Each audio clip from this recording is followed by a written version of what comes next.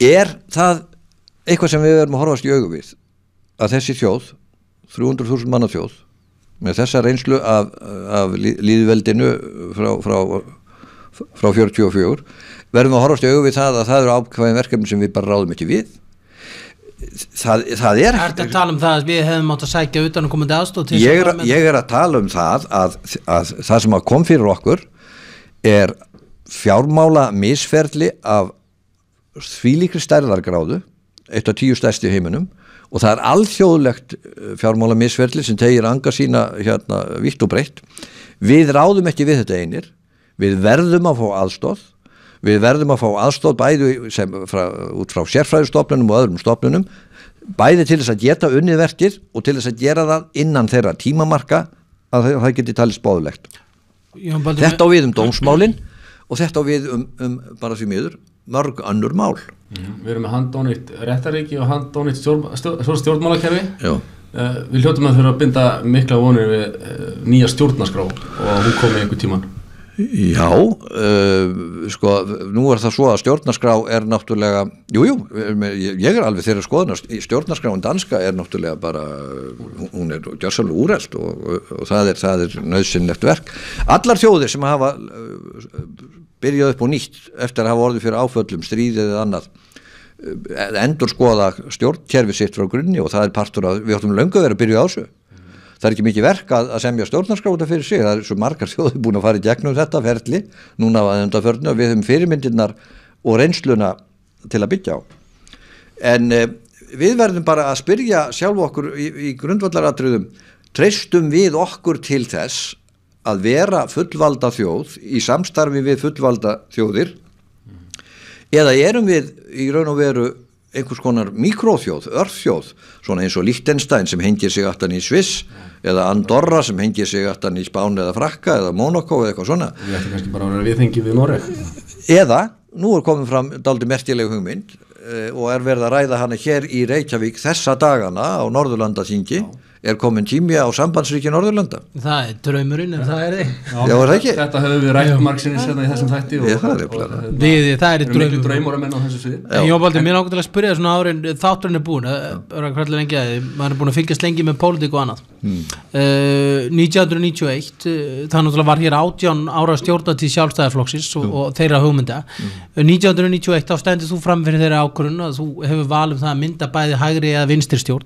Þá var sitjandi vinstri stjórn í landinu og þú ákvast að mynda hægri stjórn með Davíð Oddssyni og þá sem forsætisráðherra. Það voru svona helst 2 mál sem stóði því, ef mér minnir rétt, það var Evrópusambandið og byggingu álver sem samningur segi og byggingu álver sem Hjörleifur Guttormsson var mikið á móti og er enn þann dag í dag.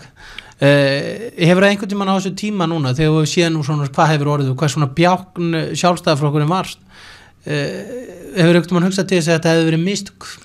Að sjálfsögðu, ég hugsaði til þess bæði fyrir og eftir. Og hver er því niðurstaða? Niðurstaðan er svo að ég hafði haft forustu að semja evrópska efnahagsvæðið og aðild okkar að því þá á árunum 89 til 91 fyrir þessar umdeildu kosningar. Samningun var aðalmál þeirra kosninga. Ég hafði gert það að fullkomlega heiðarlegan hátt með mjög nánu samráði við forsætisráðherra og fjármálaráðherra, þar sé Steingrim og Ólaf Ragnar.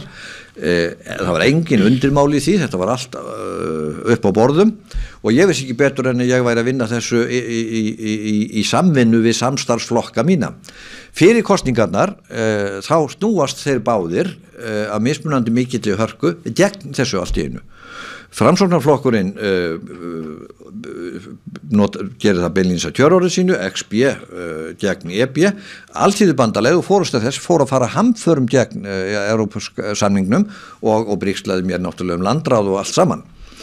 Þetta voru náttúrulega svik og þau voru óheiðarleg og þau voru gerð í þeim tilgangi að reyna að krætja sér í eitthvað atkvæði á kostnað samstarfsaðila með fölskum áróðri. Skammarlegt. Samt sem áður hélt ríkisstjórnin velli þar sem er eins þingmanns meirihluta. Ég gerði það strax þegar úrslitin lágu fyrir að ég kannaði það með persónulegum samtölum, mann fyrir mann, hvort að ég gæti treyst því að samningunum færi í gegn í vinstristjórn. Niðurstaða mín var svo að það væri of margir í báðum flokkum en sérilega í Alþýðubandalaginu sem mér væri ógerningur með nokkru raunsæju mati að treysta því að þeir styddu samningin. Þannig að þú kannski að fengi Sjálfstæðisflokkin sem hafi verið á móti? Sjálfstæðisflokkin hafi verið á móti. Davíð Oddsson hafði fellt Þorstein Pálsson, hann var nýkominn sem formaður frá því að vera borgarstjóri, hann vissi nánast ekkert í sín haus landsmál. Ég segi við hann, ert þú tilbúin að söðla stefnu þíns flokks og tryggja EES-samningnum framgang? Og þá verður þú, já, og hann sagði já.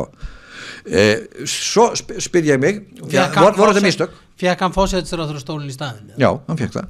Voru þetta mistök? Í mínum huga var EES-samningurins þvílíkt grundvallar atriði framtíð íslenska lífveldisins, bæði í mínum huga þá til þess að losna út úr gamla spilta helmingaskipta kerfi flokkana og til þess að stíga skrefið inn í almenna stjórnun og almenna reglur evrópska efnahagsvæðisins, sá ytri ægi sem þar með kæmi, að sko, ég gæti ekki hugsað mér það að klúðra þessu máli, annarkvort með því að fara í vinstristjórn sem springi á málinu. Þannig að mín niðurstaða er sú, ég seti uppi með það að bera ábyrgð á því að hafa gert Davíð Oddsson að forsætisráðherra. Hann hefði að vísu orðið það hvort þið var seinna, en þeir sem að knúðu mig til þess voru þeir sem að brugðust í þessu máli og heita Ólafur Ragnar Grímsson og Steingrímur Hermannsson, og þeir verða að setja uppi með það. Jón Baldvin Hannibalsson, við erum algjörlega sprungin á tíma því miður, við náðum ekkert að ræða við til dæmis Evrópusambandið og stjórnlagaþingið en við þurfum bara að fá því spjall aftur síðar, en þetta er búið að vera reglulega áhugavert og við þökkum þau kærlega fyrir komuna í Harmageddon með Jón Baldvin. Ég þakka fyrir mig.